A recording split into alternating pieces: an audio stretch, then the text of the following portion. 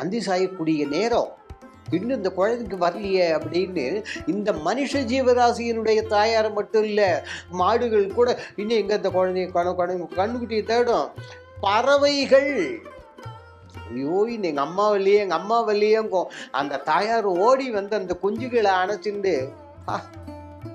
அந்தி சாயக்கூடிய நேரம் தான் இந்த தாய் பாசத்தை மிகவும் அற்புதமாக விளக்கக்கூடிய அந்த நேரம். ஒரு தாயாருக்கு தன் குழந்தை மேலே எவ்வளவு பாசம் அழுத்தமா இருக்கோ அது. இந்த ஒரு ஜென்மாவில் நமக்கு தாயாரா இருக்கிறவளுக்கு இவ்வளவு இருந்தா, மாதாச்ச பார்வதி தேவி பிதா தேவோ மகேஸ்வரகா பாந்தவாகா சிவபக்தேசோ புவனத்திரயம் ஆதிசங்கரர் வாக்குது. அப்படிப்பட்ட அந்த அன்னை தாய்மான சுவாமிகள் சொல்லியிருக்காரு இல்லையா, அகிலாண்ட கோடியின்ற பின்னையும் கண்ணியன மறை பேசும். அங்க வருது.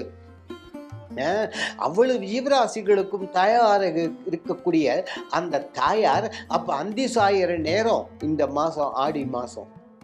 இந்த ஆடி மாசத்துல நம்ம ஆடி போகாம இருக்கணும்னா அதுக்கு அம்பாள் அனுகிரகம் தான் தேவை. ஏன்னா அதுதான் தாய் சொல்லிட்டேன் ஏற்கனவே, அரவணைக்கக்கூடியவள்.